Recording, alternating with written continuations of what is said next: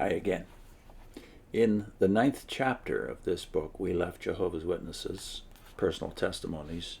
Gruss has given us a chapter entitled The Jehovah's Witnesses, a Non-Profit Organization. And Gruss feels, as an ex-JW, that he has to somehow contend with this point of view that the Watchtower itself has espoused in the past, and I remember as a pioneer I myself made this claim because the organization did. We don't claim to be inspired, we don't claim to be infallible, and now it's no surprise that JW.org is saying the same kind of thing, which is alarming. If they don't claim to be inspired and they don't claim to be infallible, why should we listen to them?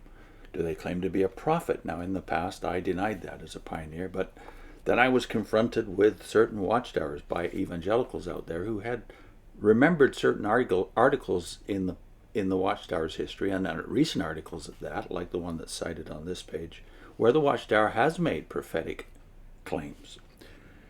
So Gruss starts his chapter, The Jehovah's Witnesses, a Non-Profit Organization, this way.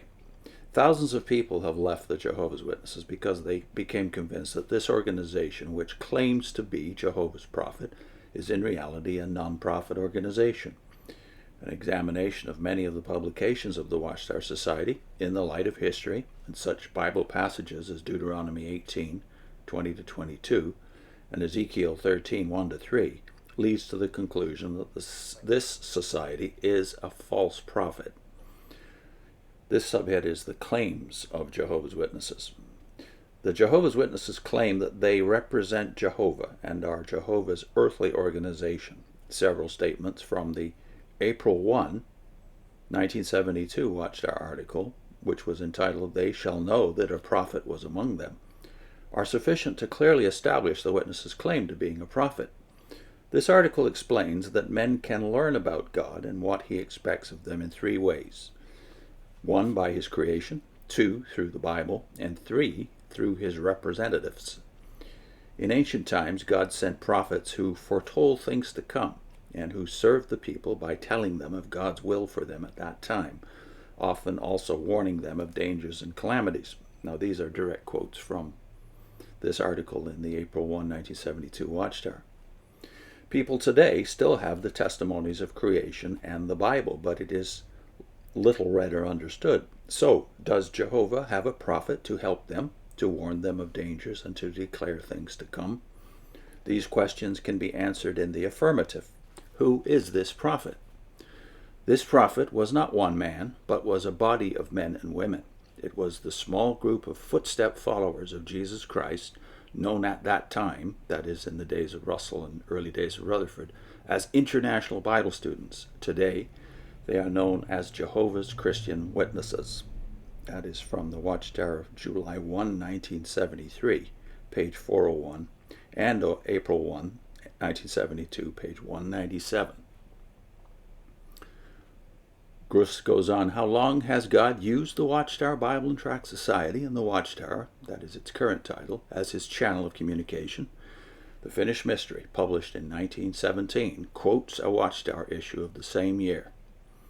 Here's the quote. The Watchtower Bible and Tract Society is the greatest corporation in the world because from the time of its organization in 1884 until now, 1917, the Lord has used it as his channel through which to make known the glad tidings. That's from Watchtower 1917, page 22, quoted in the Finished Mystery, page 144. Gruss goes on, in the first volume of J.F. Rutherford's book, Light, published in 1930, which, by the way, claimed to be an exposition of the book of Revelation, eclipsing and replacing the Finished Mystery of 1917. In that book, Light, 1930, it is claimed that since 1879, the Watchtower, quote, has been the means of communicating truth to those who love the Lord. All those who love God supremely believe that the Watchtower was started and has been maintained by his power and grace. End of quote. So it's very obvious from just those quotations that they were claiming exclusively to be God's spokesman, which is the essential meaning of the word prophet. Prophet doesn't necessarily mean one who predicts the future, but one who speaks for God.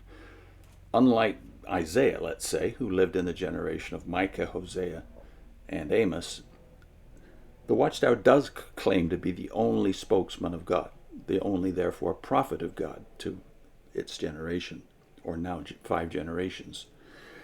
Gruss goes on, while the Jehovah's Witnesses today stress progressive light to escape past errors and reversals of prophetic interpretation, it's obvious that they have claimed that since their inception, the Society and the Watchtower magazine have been used as God's channel.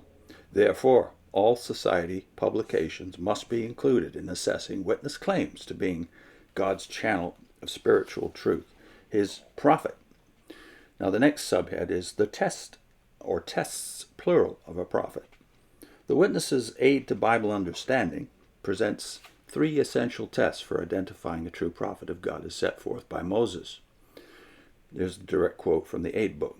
The true prophet would speak in Jehovah's name, the things foretold would come to pass, and his prophesyings must promote true worship, being in harmony with God's revealed word and commandments. Now they cite here Deuteronomy 18, 20-22, which we'll get to in a minute, and also Deuteronomy 13, if you want to look that up, verses 1-4.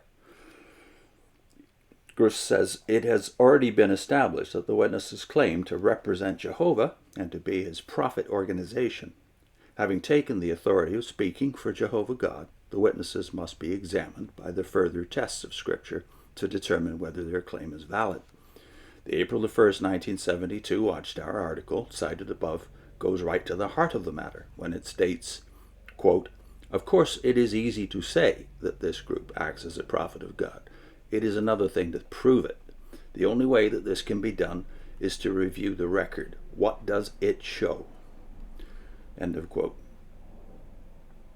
The article proceeds to review the record by presenting the witnesses' account of how they have functioned as the prophet of God. To anyone outside their organization, this review proves nothing. A more objective test is found in the application of the second identifying mark of a true prophet of God, as stated in Deuteronomy 18, verse 22. This is direct from the New World Translation. When the prophet speaks in the name of Jehovah, and the word does not occur or come true, that is the word that Jehovah did not speak. With presumptuousness the prophet spoke it. You must not get frightened at him. This test of one who claims to be a prophet is clear. When the true prophet speaks concerning future events, they must come to pass. The failure of fulfillment identifies the prophet as presumptuous, a false prophet. What kind of prophet has been revealed over the years in the publications of the Watchtower Society? So we'll get into the specifics of that in the next segment. The Watchtower Prophet Tested.